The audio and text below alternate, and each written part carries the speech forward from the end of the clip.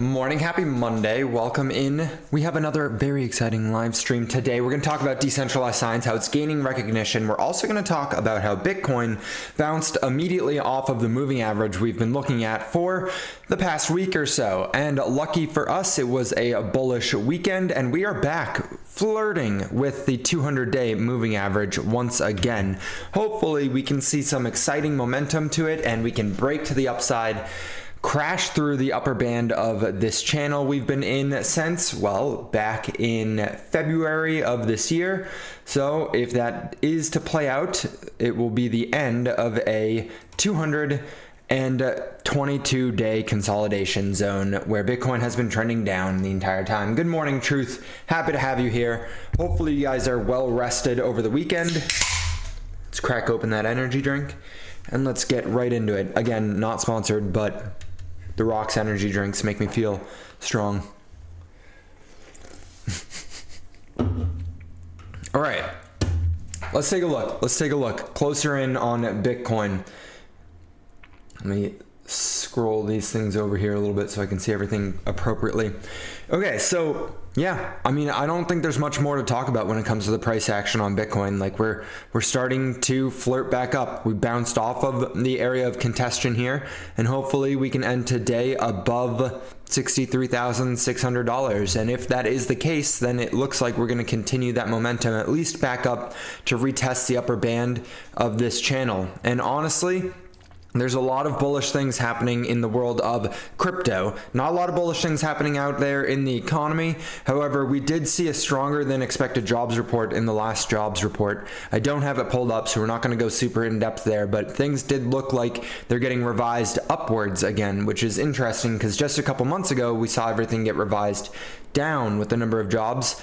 I'm referring to that 800,000 jobs that they faked last year, but it seems like things are going smoother now, and it's possible we've got through a lull in the economy and now we're starting to see some life again at the back end of this year. It is interesting though, and I didn't plan on talking about it, so I don't have it pulled up right now, but we saw when they started cutting rates, everyone started going and buying bonds, which is weird because what's happening is now the price of bonds are going up and the rates they started selling bonds. So when they started cutting rates, they started selling bonds, which is kind of counterintuitive to what you would expect, because when you're selling the bottom basically. So when you sell a bond, the yield is going to go up, right?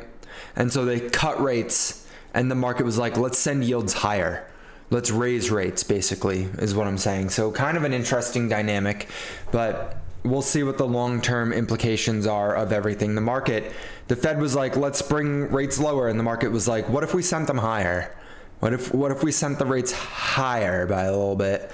Now, I want to go through some of the coins that we pay attention to on the broader market, which is Bitcoin and then Ethereum, and then we got Solana. Ethereum is just chilling, doing its own thing, not really going up, not really going down, just kind of trending sideways at this $25,000 I wish it was $25,500 area. Solana looks like it's rebounded nicely.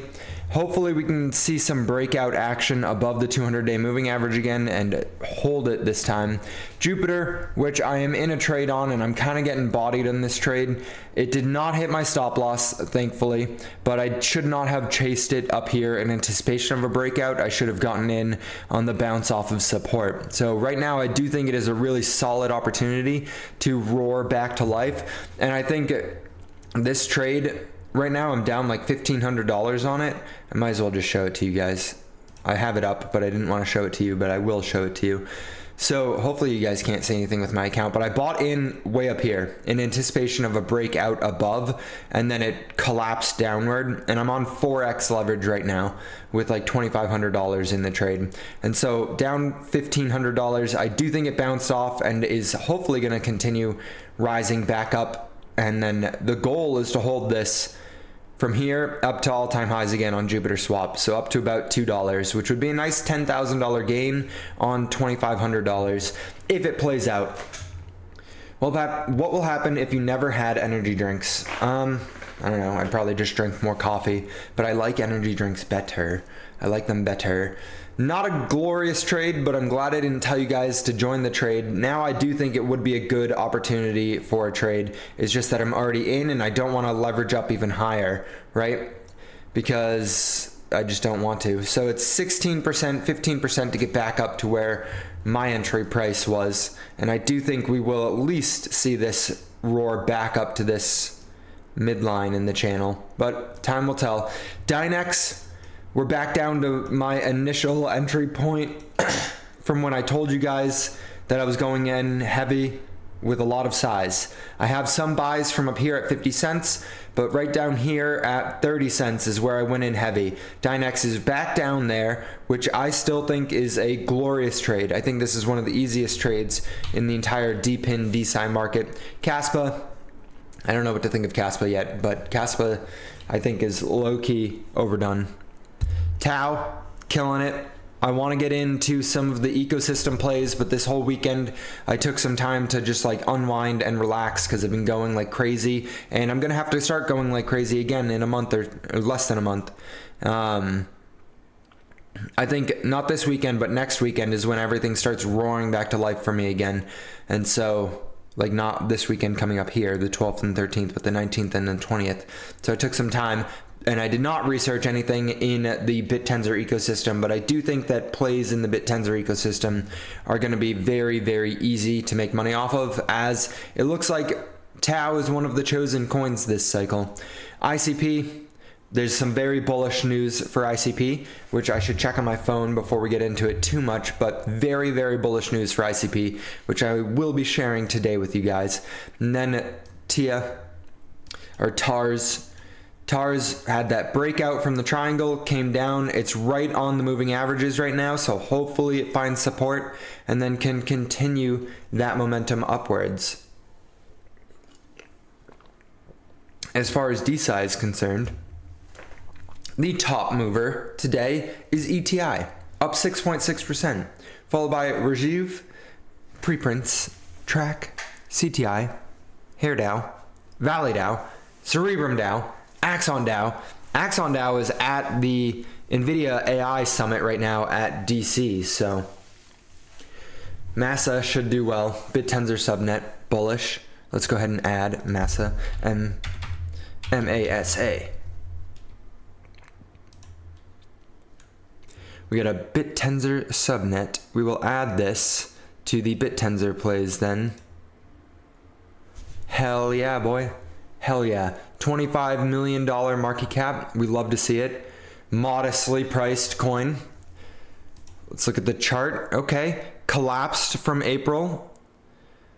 And now looks like it bottomed out around 5 cents, 3 cents, 3 to 5 cents. Now it's almost back up to 10 cents.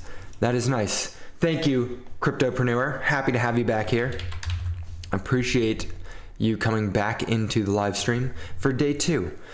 If you are not familiar with the live stream, we go live Monday through Friday, 12 p.m. Eastern Standard Time, to talk about the crypto markets and more specifically decentralized science, but really any areas that we see are apt for making money. You like that spiel? You like it? I like it. Yeah.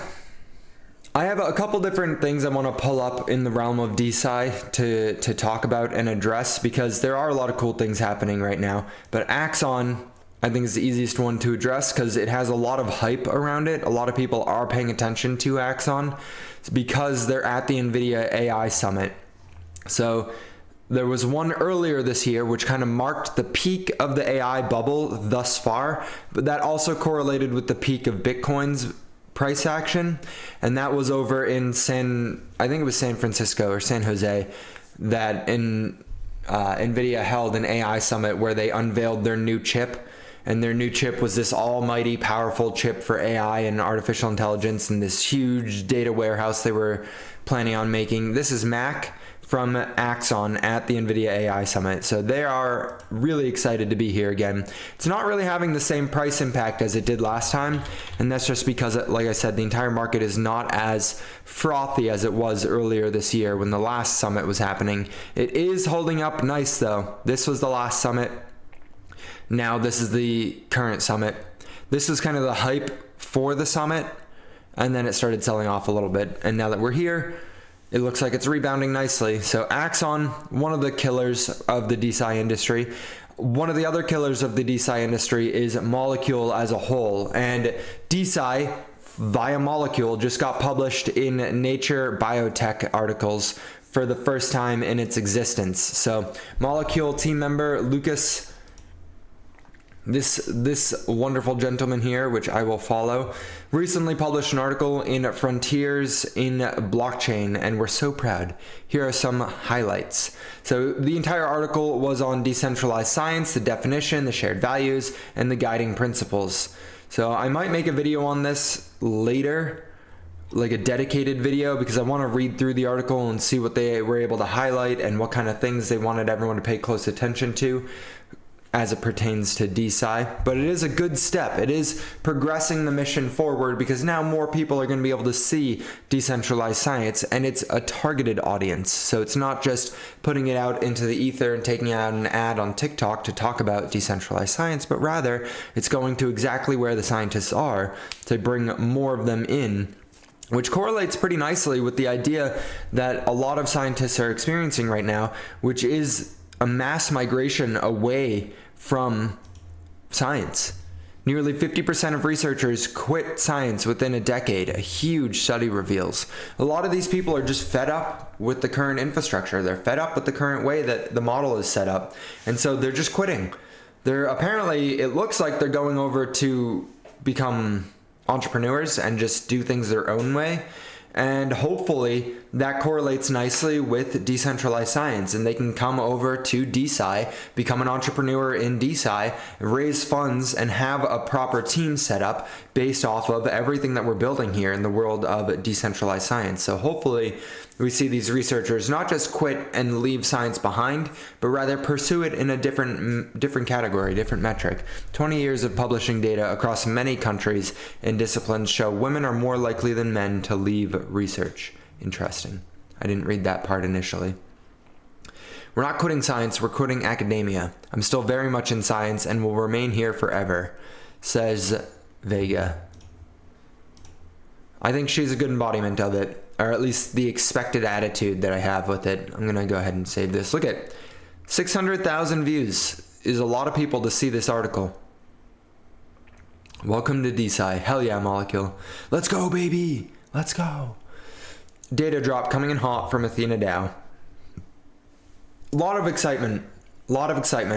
Another thing to show you guys the advancements and the adoption of decentralized science, just to give you guys that affirmation that we are in the right spot. Okay? We are in the right spot regardless of the price action. These are the things you want to pay attention to ensure that you're in the right spot. It's not just a couple DeSci projects that are seeing mass adoption. It's everything. Things like Hippocrat. If you're not familiar, Hippocrat is the DeSci project from Korea, South Korea. And they are very much intertwined with the medical data systems over there and the infrastructure over there. They are a spin-off from a parent company. They're unrelated, quote unquote, but the parent company has a stronghold on rare diseases in Korea and pregnancies in Korea. They basically have a monopoly on it, and they wanted to utilize and expand into a global market, and so they created Hippocrat, and now Hippocrat is off doing its own thing, and Hippocrat is basically just like data lake, essentially, but for healthcare data over on the eastern side of the world.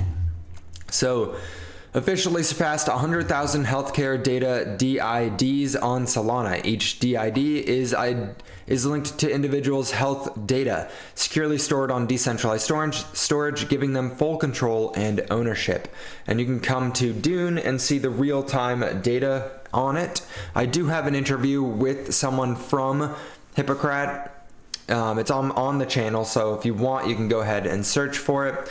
It is a pretty good interview, and I believe it was one of the first ones they had, which gave them an opening into the broader DeSci landscape. But they're starting to see some large amounts of DIDs come through.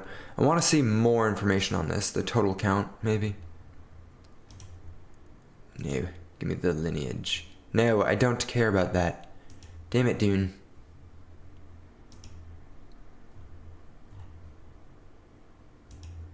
hit that like button. Hell yeah, MK.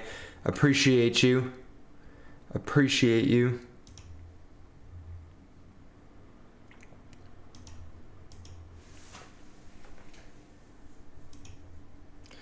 I wish it was more than just the last couple days.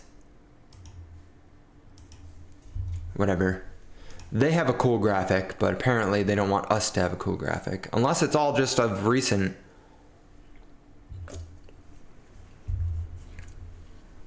Maybe this is all just brand new. They just unlocked it and they're starting to explode already. 10, 20, 30, 40, 50, 60, 70, 80, 90, 100, 100. Yeah, over 100,000 DIDs. So shout out Hippocrat. Shout out Hippocrat. You guys are slowly trickling into the live stream today, so I appreciate you joining. I greatly appreciate it. One of the other projects which is seeing a lot of adoption on the underlying tech is Genomes DAO.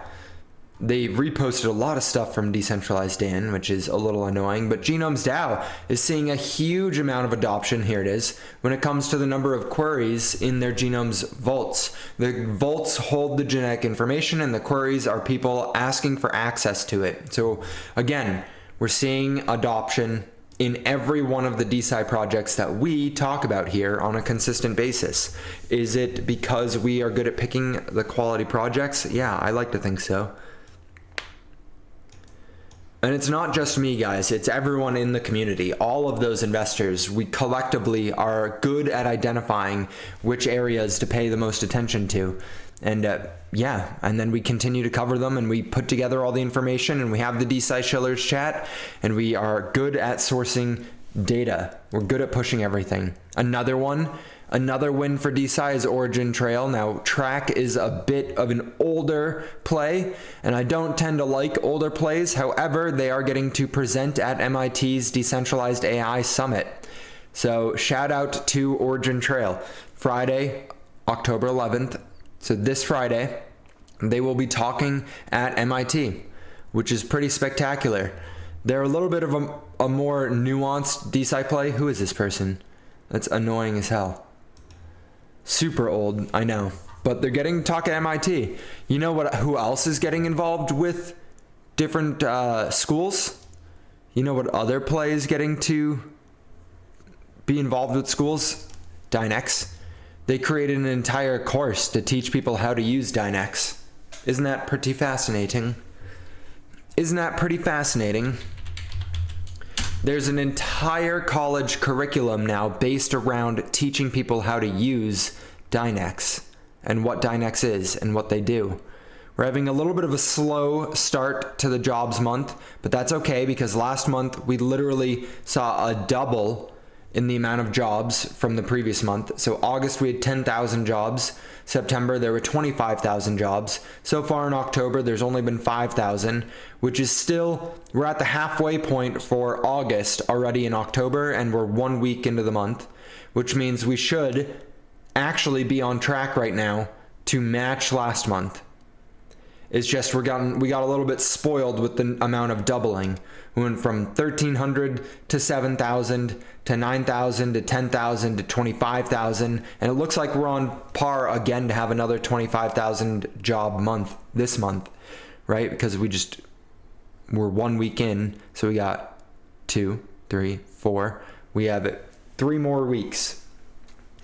It'll put us right in line if everything is to continue the way it has been going. Dynex is going to be one of those plays that people look back on and they're like, damn, it was such an obvious play. Why didn't we get into it? And I'm like, I don't know, man. I don't know. It really was such an obvious play. It is quite like never in history have we had the opportunity for something like this. Quantum computing is on the up and up quite rapidly. The most powerful quantum computer in the entire world is Dynex. And it's by a landslide. It's not by a little bit, it's by a landslide, because they're able to use a network of computers, not just a handful of GPUs in one centralized location. So it is quite literally the most powerful, and they have a utility token paired with it. And so you can assume, right, they're not meant to be investment vehicles, they're meant to just be ecosystem coins, but they have good tokenomics, and you can assume that if the ecosystem evolves into something that is more broadly used, if a lot of colleges start teaching people how to use Dynex, if a lot of institutions start adopting Dynex into their infrastructure, you can assume that the ecosystem token is going to grow because supply and demand, right? I don't think it's that difficult of an understanding for people, but apparently it is, because it's still only sitting at a $30 million market cap, when honestly this is a $30 billion project in the making, which is a 1000x from here if that were to take place. That's insane. That's actually insane. I don't own enough. I also don't own enough research coin. I also don't think I own enough for Juve. I mean, RJV. The trade is beautiful so far, guys. The trade is going splendidly with this one. We got in right here, right around that 13 or 1.3 cents, and it's up to 1.5, so it's not crazy high compared to where we got in. It's only about 17% gains so far. However, this project, I think, has a lot of runway in the future. It's still a baby. It's still a baby of a coin, sitting at $9 million in market cap. I think this thing has the opportunity to do an easy 20 to 30x from here. And I know that it's like, oh, 20 to 30x. It's so, we want the next 1 million x, but you take what you can get. And this is just such a decently situated play. Not even based off any of the metrics. Honestly, the metrics I haven't even really looked into that much. All I'm seeing is the people who are working with it. And I think it's got a lot of room to grow.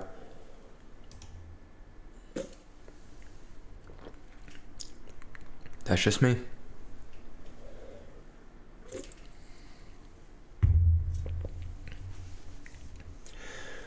All right, how is everyone doing right now? We got 6 people watching the live stream. What is everyone interested in looking at? I just rapid fire went through all the different things that I had brought up for us to pay attention to. Do you guys want to talk about Elon Musk? Do you guys want to talk about Kamala? Do you guys want to talk about these interesting drone shows? Do you guys want to talk about, what is it? What are you guys in the mood for today? It's Monday. It is Monday, so we got some interesting things we can address.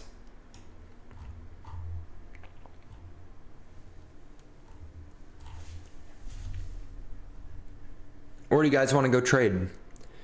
We can start trading again. Look at this. The 1 minute time frame on Jupiter. Although I think it'd be better to go assess some solid plays. You know what I think? You guys want an out of the box trade? If you are interested in what I think could be some pretty solid returns. Mandy's favorite color. Truth. Why are you so obsessed with Amanda? Huh? Did you guys just absolutely fall off a cliff when I said, what do you guys want to talk about? You guys just want me to rant, huh? No, we still got 6 people. Okay, all right. Only 3 likes, but that's all right. Whatever, guys. You guys don't like the live stream. I see it. I get it. I'll give you guys some alpha if you have stock market portfolios. If you guys have portfolios in the stock market and you want some more stable exposure to crypto, however, you guys also think that the gains are not there, let me put you on to something.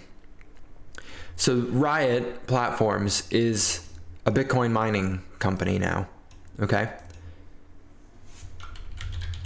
We also have Amara. Mara is a good mining company as well. This one honestly looks like a better play, okay? So Mara what you can do, okay, because we're at the lows. I think this is a clear pattern. I think that this is a pretty clear uptrend that we're in, all right? And we're right at the bottom, okay? So if you think Bitcoin's going to break out to all-time highs and have a glorious bull run, you can get some alpha or some beta plays by investing into Mara, right? And you want to look at the financials, and it's a lot easier to understand if this is going to be successful or not successful. But you look at the gains here, okay? And this is not just going to be a function of percentages, okay? You look at it and see that there is the potential for this to go up by 227%. Cool. It's at $15 right now, all right? It's at $15, and if it were to go back to the top of this channel, it would be a $60 coin, or it's not even a coin, a $60 stock, okay? Let's say you think it's gonna run into November of next year, right? With the halving and everything, and the 4-year cycle plays out once more. Stick with me, guys, stick with me. We're gonna use some financial instruments here.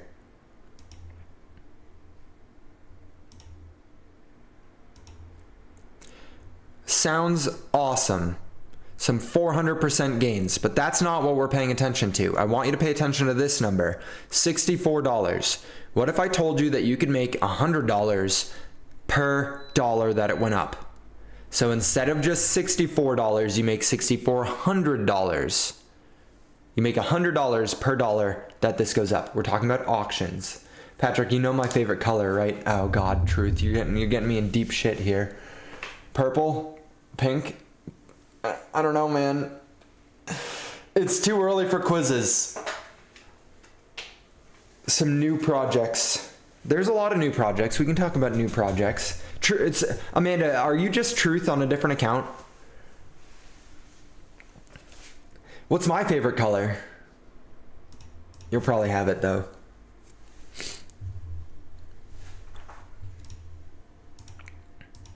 I think we just talked about favorite colors for the first time like 2 weeks ago, didn't we?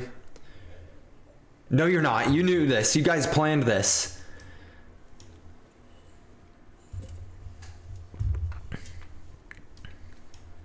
Sage green. Okay. Yeah, close enough. I don't know that I'm a savant in that way, so I don't know that I could really say that there's a difference between sage green and forest green and regular green. Yes, I understood it once you said it. Once I realized that I had asked you what my favorite color was. Green is very nice. Blue is good, and purple is really good. Axon Dow blue is the correct answer. Axon Dow blue is the correct answer. This fade from blue into purple. Mandy pays me in Popcat. Damn it. No, if anything, she would be paying you in Fwog or Ribbit. She's big on the frog coins right now. But Mara stock options chain.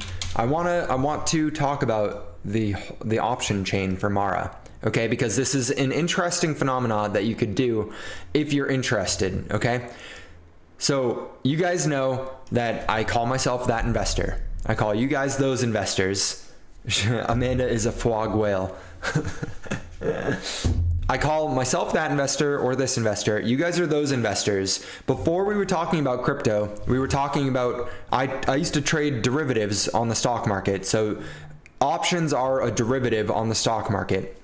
There's a lot of complexity. There's a lot of complexity when it comes to options, but I'm gonna show you how I figured out to trade them in a way that is not as complex as you might think it is, because you have all the Greek alphabet letters when it comes to the option chain. So you have the beta, you have the alpha, you have the gamma, you have the delta, you have the spread, you have a lot of different things that you can pay attention to.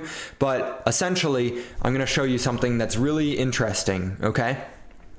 Right now, if I were to look at these options, we're at calls, okay? And I'm giving you a very quick rundown on how to price options, and then I'm gonna show you how to identify some solid plays that you could make leveraged gains off of or lose all of your money, but not if you do it appropriately. So the strike price is the price at which the option will get executed at, Okay, the date that it's going to expire is right here. So October 11th. So this Friday, this set of options expire. And for these are calls, which means for every $1 above the strike price the stock is, you will make $100. Okay, so the strike price of this one is $7.50. Mara right now is trading at $16. Let's do the $10 one so I don't have to do as complex math. All right. So the strike price is $10. Mara is currently at $16, which means it's $6 ahead of the strike price, meaning you can purchase it for $6. Okay?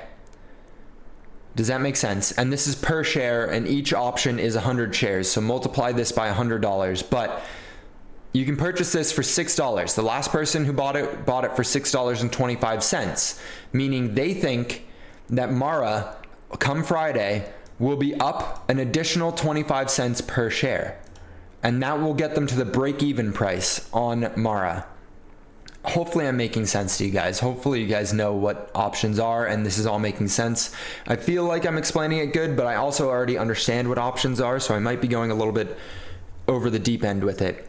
If you come down to the current pricing for this, where it flips from in the money to out of the money, meaning Mara, any option that is below $16 is in the money. Any option that is above $16 in strike price is out of the money when it comes to calls. If you come look at it, we're right at $16. So if you come to the $16 strike price, it is currently trading for 61 cents, which means the market right now is expecting that Mara by the end of the week will be 61 cents higher than it is right now, because people are purchasing this $16 option for 61 cents. Got it? Does that make sense? We just got to $16, which means this just flicked into in the money, but it hasn't updated yet. This is all for Friday. If we go all the way out to, let's say, the end of the bull run, let's say it's December 19th of 2025, you can find options that are way out here that you can buy for a premium of $6.70 for a $17 strike price. All right.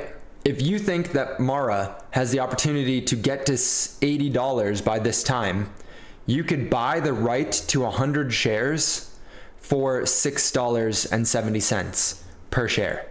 So it'd be $670 to get this option. But for every dollar above 17 that it is, come this date, you make $100.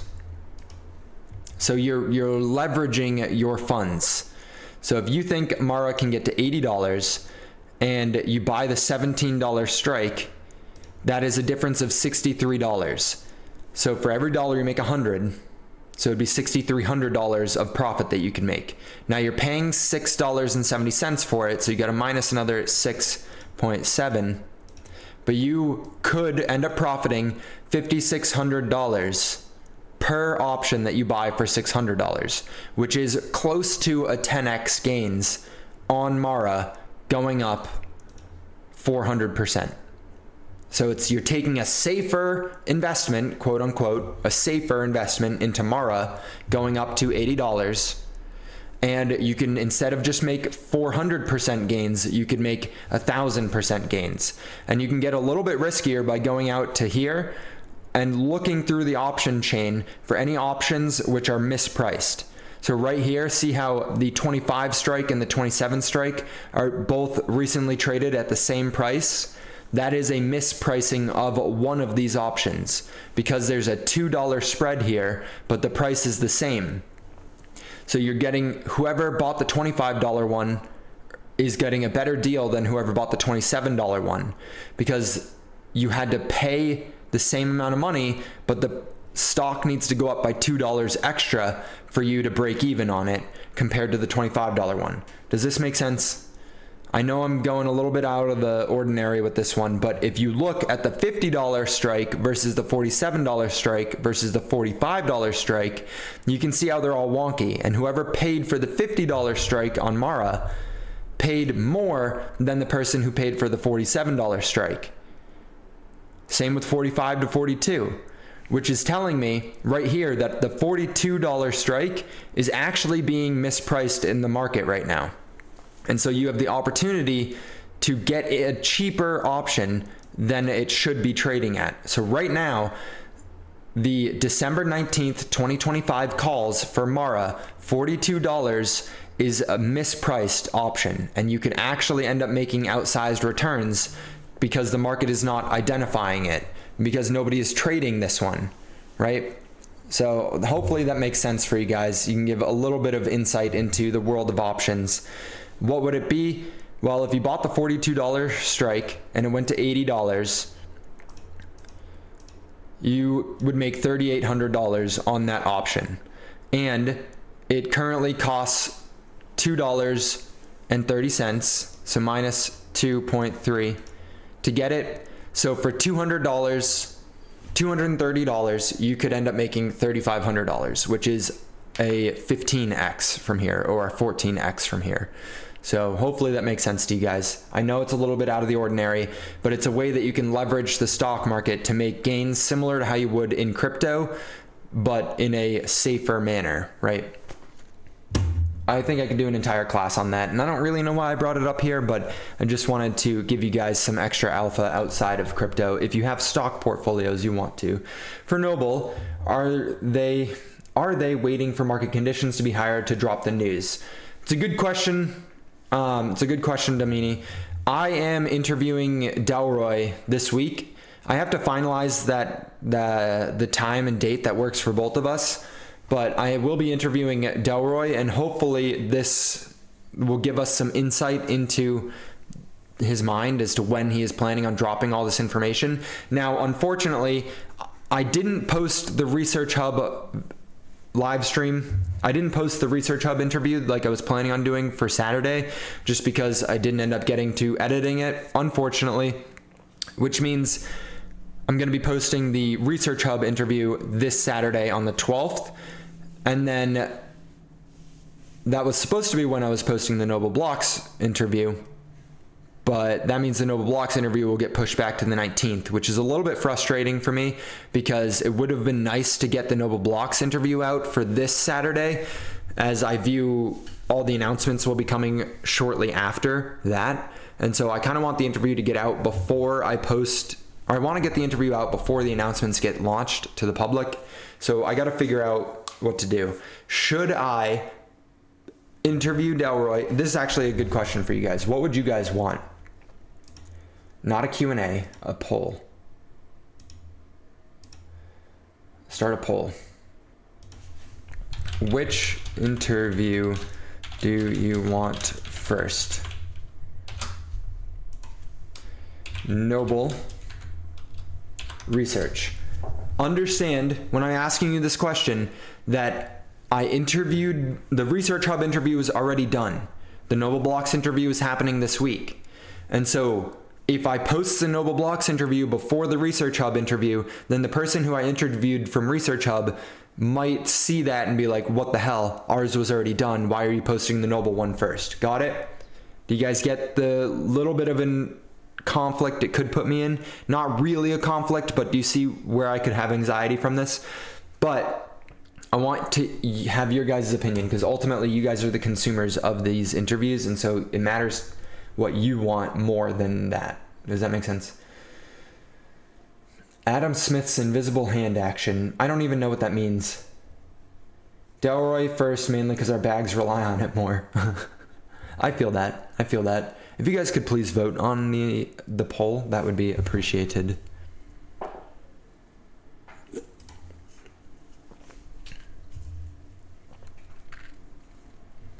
Your bags rely on it. My bag relies on it, dude. My bag relies on it.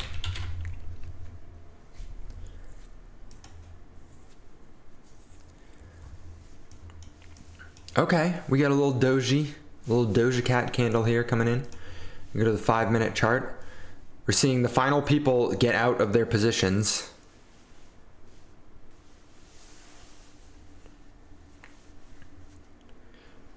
I thought this was 9 million for a second. I was like, the fuck? bought 0, sold $9,000 worth. So pre-sale person. Bought 900, sold $285 worth. So just an idiot. Bought 0, sold 9,000. Bought 0, sold 188. Bought 0, sold 1,000. Bought 0, sold 9,000. So as you can tell, well, this is the same person as up here. But as you can tell, the pre-sale people are just exiting like crazy. So literally the only selling pressure comes from the pre-sale individuals, and they are done. They don't have any more. Like the pre-sales are over. The unlocks from the pre-sales are finally completed. What is this, 6 months after the launch? Yeah. So 6 months after the launch, the pre-sale people are finally out, which means we can finally start to increase as new people start getting into it and as people start to realize the potential, and once the platform is finally launched. So to answer your question, Domini, Delroy is waiting to launch the platform for the pre-sale people to be done selling. He wants those guys to be out of it completely before he actually launches the platform, which makes complete sense to me. Why would you create bullish catalysts for the platform?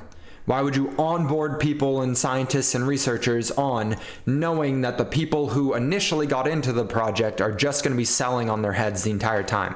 So he wants the crypto people, because he's not differentiating between you and me and the people who are just dumping the tokens immediately. So he views it as the crypto people are destined to make the project go down.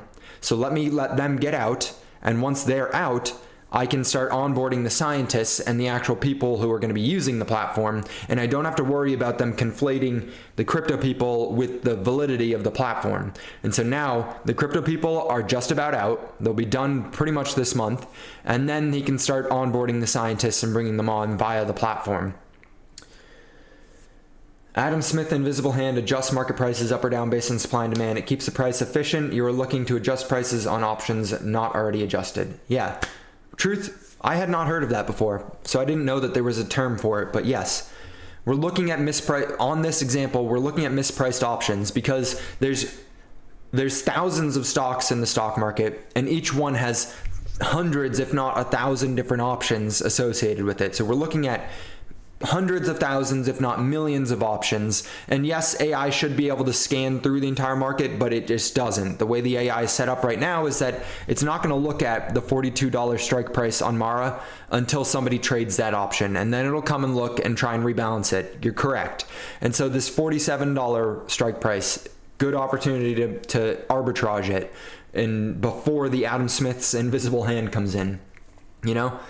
And so that's how I used to trade options, is that along with closer ones. If you can look at the weekly, sometimes the weekly gets mispriced as well, and you can try and snipe it early. Like this one, nobody's traded this, and so you could possibly get this for 5 cents. And then if Mara pops up, you could flip it really quickly and get out of it, but you have to be sitting at the computer all the time to do those trades. So it's not conducive to someone who's actually building something. It's conducive to a day trader. Good morning, DeSci. Happy to have you in here. Interesting to agree with that strategy because crypto people are double-edged sword. Yeah, I mean, ultimately, Damani, it doesn't matter what I think because Delroy's going to do what he wants to do anyways. As an advisor, I can only talk to him and give him my 2 cents. But at the end of the day, he's going to do what he wants to do. And we just kind of are along for that ride. Hopefully, not even hopefully, wait until you hear the Research Hub interview. The Research Hub interview explained a lot. Like this, Noble Blocks is in an extremely, extremely good position when it comes to the broader economy in research publishing. Good morning, Yeti. Happy to see you in here. We were just talking about Dynex for a minute. I feel like we talk about the same things every single live stream, but I love it. I'm here for it. I'm here for you guys. I'm a double-edged sword. Yes, Truth, you are.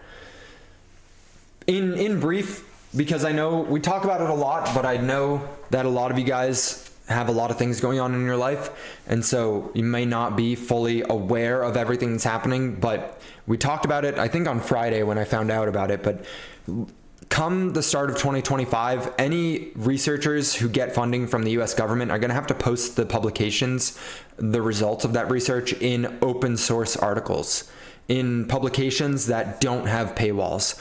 So this $19 billion top line industry is shifting drastically into a new publication model.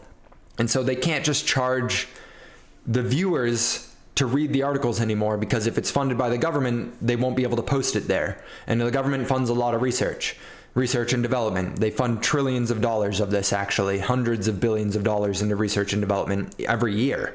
And so this industry is getting disrupted massively thanks to this new legislation. And so what's happening is the articles, instead of just charging us to view it, they're charging the researchers to post it. And so the researchers are like, what the fuck? I'm not paying you to post my findings and then going in for free peer reviewing other people's findings. So they're looking for alternatives, or they're just outright leaving the industry.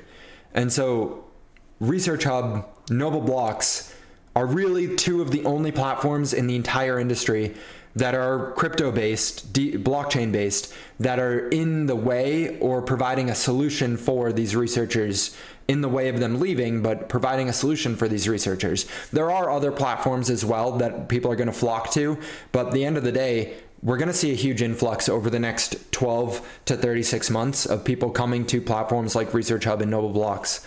And so if you get a coin like Noble, which has a market cap of 2.2 million, and you see 1% of the $19 billion in revenue go through Noble Blocks, so 1% of market share on an annual basis, you're looking at, what is that, $190 million of revenue going through Noble Blocks? Not market cap, but revenue. And so the market cap generally is trading at a multiple of the revenue that is generated from that project. So let's just say it's a 5x multiplier on top of revenue, which is pretty high, but this is crypto. And so in a bubbly environment, you can get stuff like that. You're looking at $1 billion Noble. Now, it might not happen next year. It might take 3 years to get there. But and I know that's probably not super exciting for everyone, and hopefully we enter into a bubble in crypto next year. But if you take a $1 billion market cap, and that's a million, so we'll hold it constant for, no, let's go to $1 billion. And you divide by 220, you're looking at a 454x on top of what you have in Noble Blocks. You divide that out, even if it takes 5 years to get there, you're looking at a 90x per year on average on your money right now. That's nutty. Rev share, hopefully, for Noble holders. I think in a roundabout way. I don't think that the revenue... So the way that the model is set up is that the Noble Blocks, the company, won't just be generating all the revenue. The way the model is set up is that Noble Blocks is going to be promoting activity on the website. I'll explain all of this in the interview. Honestly, I should make a dedicated video to the economy, because it's no longer just researchers paying the publication platform. It's not just viewers paying the publication platform. It's not just institutions paying the publication platform. It's not just peer reviewers paying the publication platform anymore, right? They have so many different fees that go towards the publication platform. Now, the publication platform is not making those revenues. It's the individuals using the platform which are making that money. So researchers get funding. They go and they find employees on Noble Blocks' platform. They go post a job on Noble Blocks. Other researchers can apply for that job. Other contributors can apply for that job and get funding. And Noble Blocks is not taking money from that, right? So the money, that $19 billion in revenue for the publication platforms is simply going into the ecosystem. It's going into the researchers' pockets and the workers' pockets. And so it's a whole new model. It's not just $19 billion into Noble Blocks to be distributed in rev share. It's if you're actively contributing on the Noble Blocks platform, you get bounties and you get rewards and you get incentivization to contribute your time and your resources, your knowledge, your expertise, whatever it is. So it's taking the whole industry and flipping it on its head. Research Coin and Noble Blocks. So I'm incredibly bullish on it, as you guys can tell. It's the whole model behind crypto. Everyone's always like, these cryptos need revenue. And yes, they do need revenue, but the entire revenue model is being disrupted. It's no longer, it's like it's an entirely new thing. It's not just, yeah, that's a topic for a completely different video because it's complicated and it's honestly debated. It's massively debated, to be honest.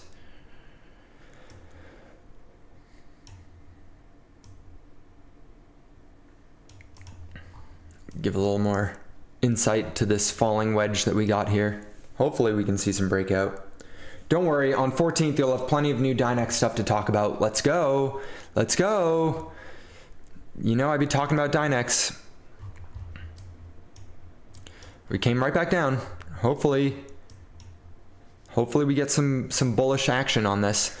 I'm gonna leave you off because I'm gonna pee myself, and I've enjoyed the live stream, but we are going to segue to new things.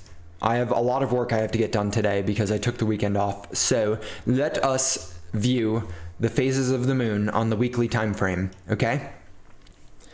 I know it's funny, but it low-key works.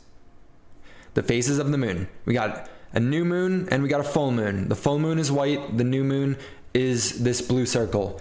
New moons are bearish for crypto, full moons are bullish for crypto. Funny, but it kind of works. On the weekly time frame, the weeks at which we have full moons, it's green. The weeks at which we have new moons, it's red. In between, not really a super correlation. Peeing is bullish. Truth. Truth seeks. For the most part, we see full moons as bullish and new moons as bearish. And the new moon candle closed last week. And now we're having the intermediary before next week on the 17th, we have the next full moon. And I know it's funny, but it low-key seems to continue to work. And so if we can have this week be green, then next week, I believe, is when we get it. Yeah, next week we have the full moon, and that'll hopefully be green and send us above the upper end of the channel. Goofy, silly, funny, it works. Data Lake is tanking today, I believe. Amanda, actually, I think this is her biggest DeSci play. She got in at the literally the bottom down here. And so I'm hoping it continues to rally because I want her to do really well. But it's having a bit of a pullback with most of DeSci at the moment. So new moon correlation is actually insane. It really is. Oh, I'm glad Amanda's still in here. The moon correlation is actually insane. It really, really is. And so next week should be bullish. And if we can end this week bullish as well, then hopefully we see a break above the trend, like I just said. And then we have a retest, and then we're off to the races to end October bullish as crap. Hopefully you're okay with me doxing the fact that Data Lake is your biggest DeSci project that you're holding. All right, your time's your most valuable asset. Hopefully this is worth investing it into. I have a lot of content that I have to generate, and so I will see you guys later. Amanda, I'm coming upstairs. Get ready to go on a walk. Oh, she's right there. End broadcast.